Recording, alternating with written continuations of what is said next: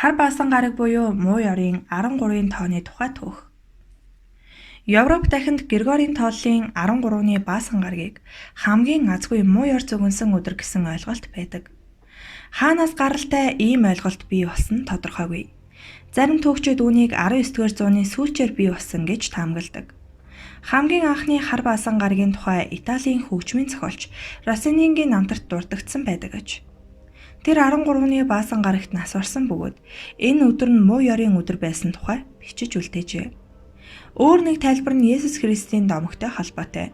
Түүнийг баасан гарагт цовдлсон байдаг ба цовдлогдохынх нь урд орой 13 зочин түүнтэй хамт оройн зог барьсан гэдэг түүх бий.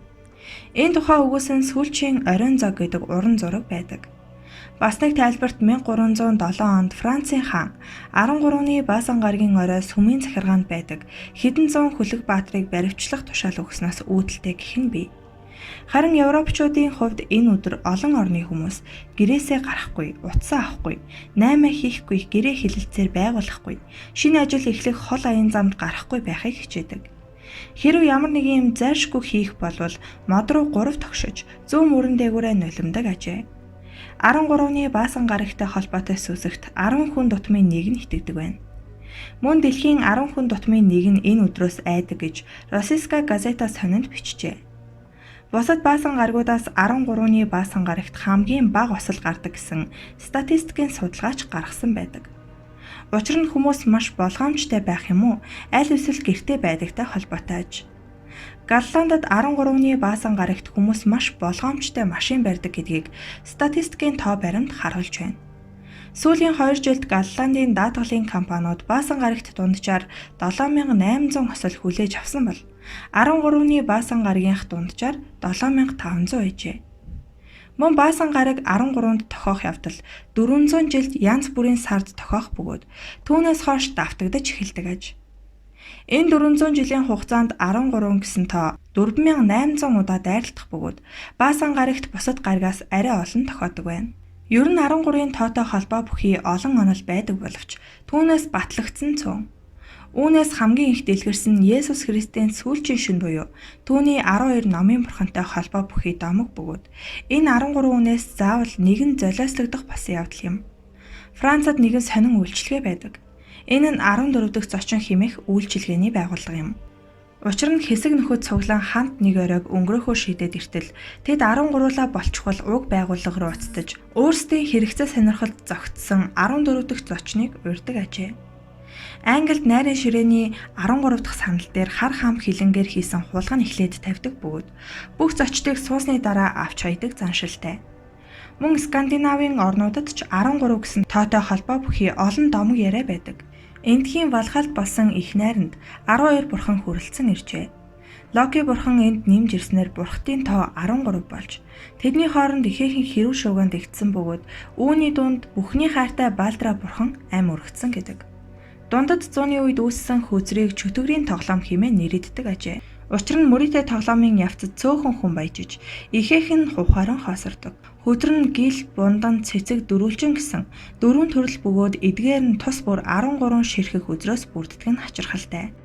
Эртний Грекийн яруу найрагч Гесиод хөдөлмөр ба өдрүүд хэмээх бүтээлдээ хаврын тариалалтыг сарын 13-нд эхлэхийг цээрлсэн байдаг. Мөн Микений хаан Агамемноныг түүний хорон санаа технэр нь 13-нд хороосон домог бий.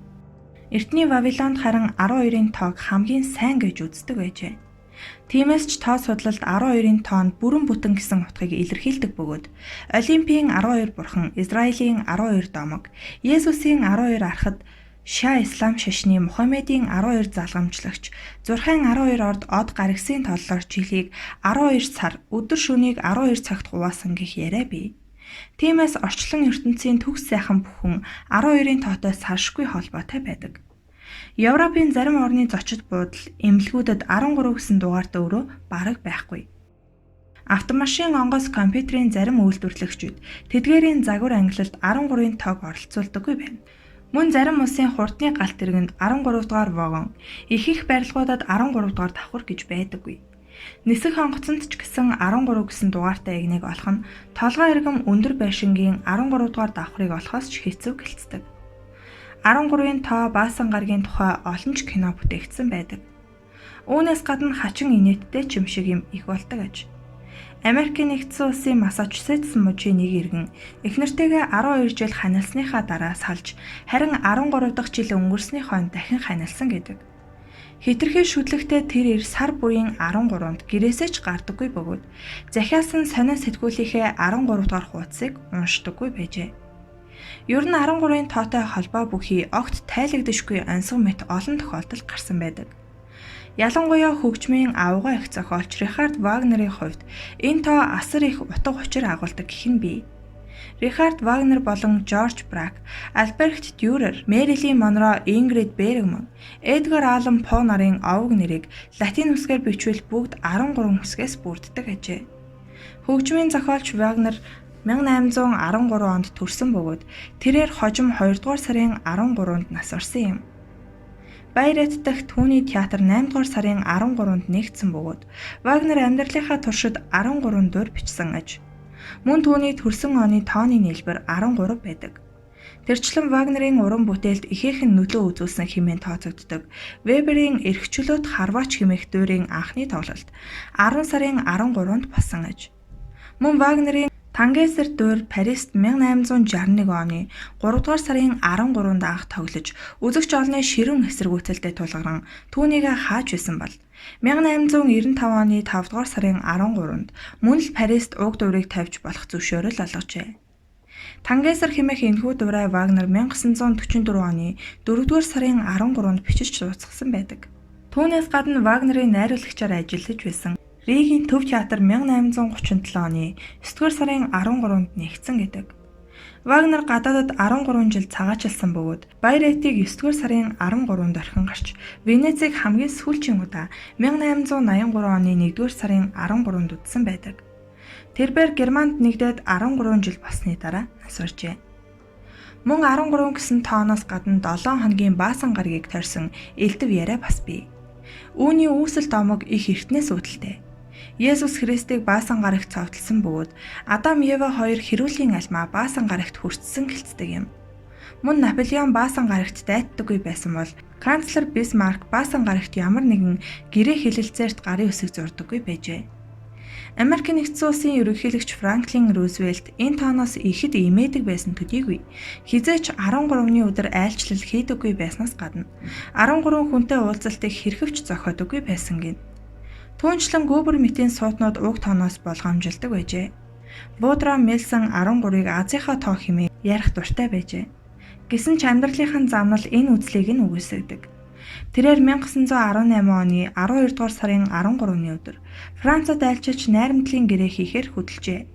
Харин түүнийг Америкийн нэгдсэн улсад эргэн ирэхэд Конгресс түүний бүрдүүлсэн баримт бичигт гарын үсэг зурхаас татгалзжээ. Харин Вилсон Америкийн нэгдсэн улсад эв найрамдлын тохиролцоог дэмжих аян хийж байхдаа зүрхний шигдээсээр золтол амиа алдчихаагүй гэдэг. Нэрт зохиолч Марк Твен нэгэн үдэшлэгийн 13 дахь зочноор өргөдөж байжээ.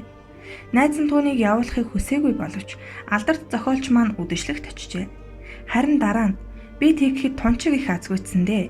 Тэр үдэшлэгийн хоол нь 12 хүнд л хүрэлцгээр байсан гэж Твен хожим бичиж үлдээсэн байдаг. Америкийн бизнесмен зохиолч Томас Уильям Лаусны бичсэн 13-ны өдөр баасан гараг хэмээх алдартай зохиолт нь нэгэн ёс суртахуунгүй зууч мухар сүсгээ ашиглан Wall Street-ийг сандрагдаг тухай өгүүлдэг. Dan Brown-ы Da Vinci Code, John Roberts-ны Масолонгийн алдагдсан нууцуд зохиолуудад хар баасан гарагийг загалмайтны цэргүүдтэй холбож өгсөн байдаг. 1307 оны 10 дугаар сарын 13 баасан гарагт хаан ширээний хүч сүр эд хөрөнгийг нэмэгдүүлэхээс үүдэлтэй Францад хэдэн зуун загалмайтны цэргүүдийг баривчилдаг. Энэхүү харгас үйлдэлийн цаана 4-р Филипп хаан байсан 5-р Папламын түүхэн нэр хүндийг үгүй хийсэн юм.